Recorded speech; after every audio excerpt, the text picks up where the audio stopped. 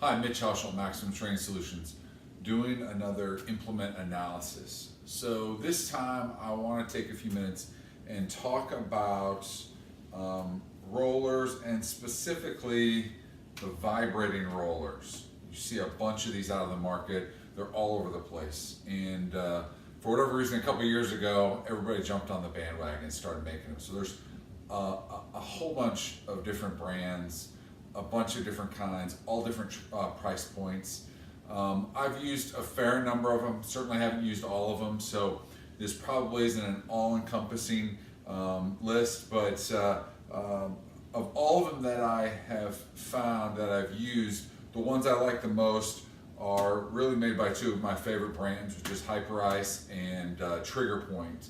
And so, a couple different things that I want to talk about and go over with these. First of all, why go with something vibrating over just a traditional roller or even a stick or whatever else?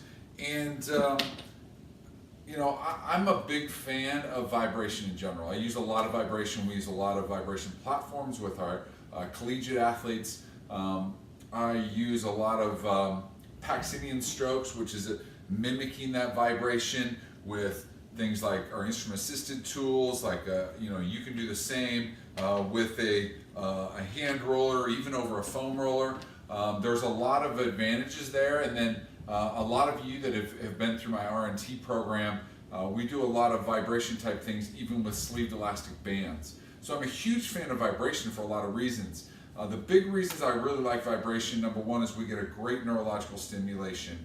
And then we're also starting to see more and more interesting things and with regards to vibration, with changes that are happening underneath the skin surface. And the reason we're able to see those now is we're getting better and better with diagnostic ultrasound, which is giving us some really interesting images of things that we're seeing, and not just tissue shaking, but actually almost getting this harmonious signal that happens through the tissue. And then also with vibration, we're also seeing some really interesting changes between superficial fascia and our deep fascia layers, and then even within that deep fascia itself.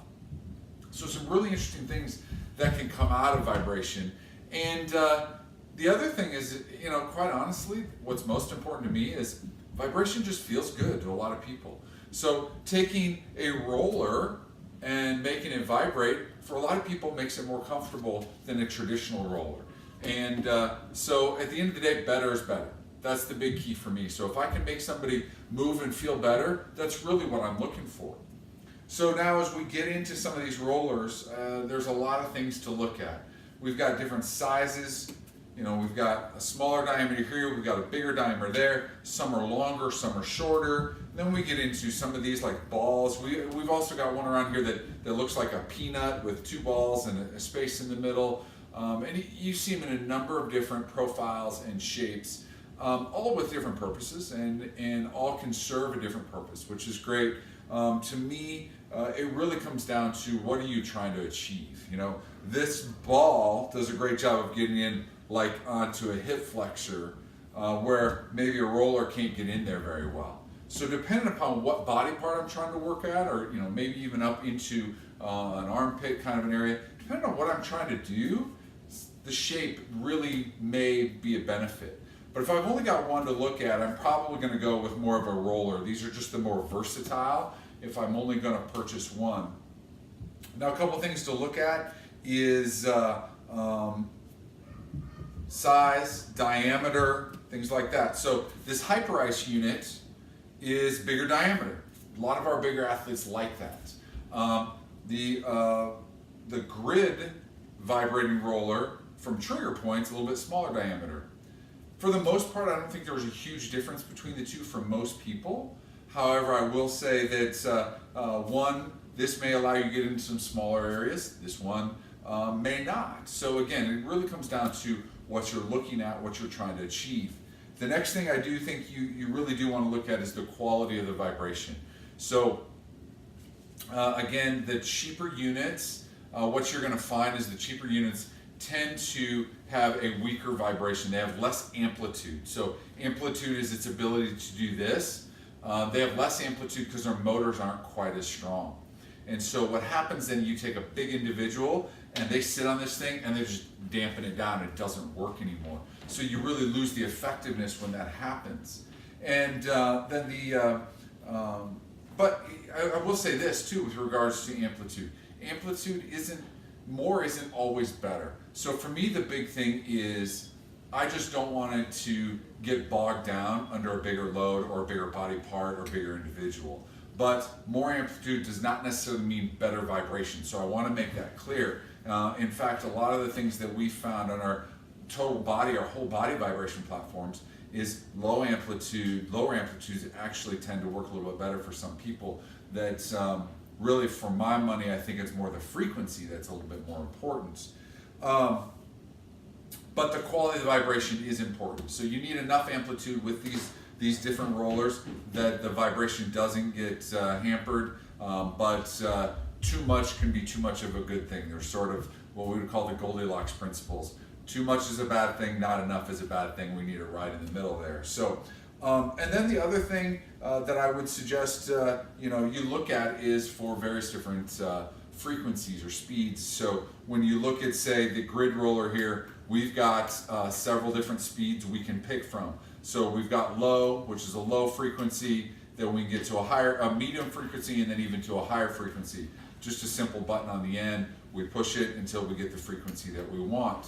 And so different people are going to respond to different frequencies better. And so actually I should take this back. This grid one actually has 4 speeds. The Hyper Ice unit has 3 speeds, which I don't know that one's necessarily better than the other 4 versus 3. Again, it's just your ability to find that speed that you're looking for. Now, why might you pick different speeds? Well, some people may feel more comfortable with a lower versus a higher, especially if it's in a painful area. That lower frequency is just probably going to be a little more comfortable. Other people are going to need that extra stimulation to really get what they're looking for.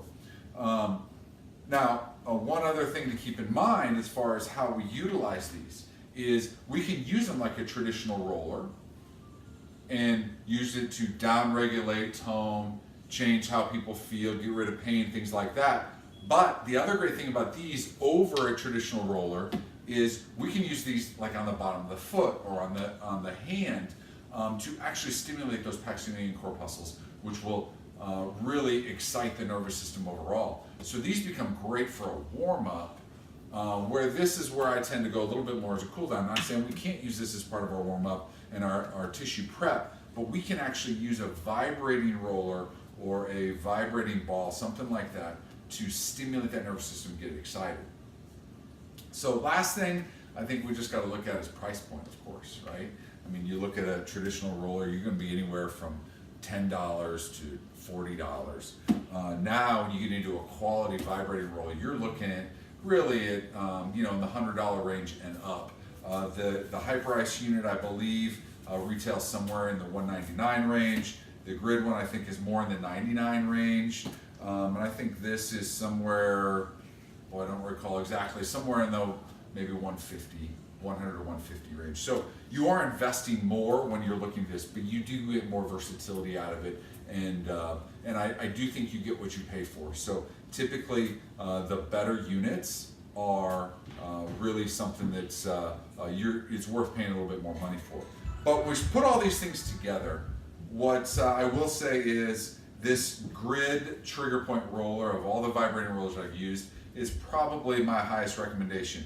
I like all these that I have here, these 3. They're very high quality, used them for different purposes. I've got the opportunity to use all 3, but I will say that if I can only buy one, I'm probably going for this unit just because it's a $99 price point. It's got a great vibration. It doesn't dampen down under larger individuals and a larger load, and it does have multiple speeds. And so for those reasons, I think this is probably your best buy, but I like all these products. We use them all frequently and have had great outcomes. So just want to take a minute, kind of break these down, give you some ideas of what you're looking at, why you might use one, why you might not, and what I feel like is your best bang for your buck. So if you're looking for any more information, always head over to our website, MaximumTrainingSolutions.com, and you can find resources on this and a lot of other things.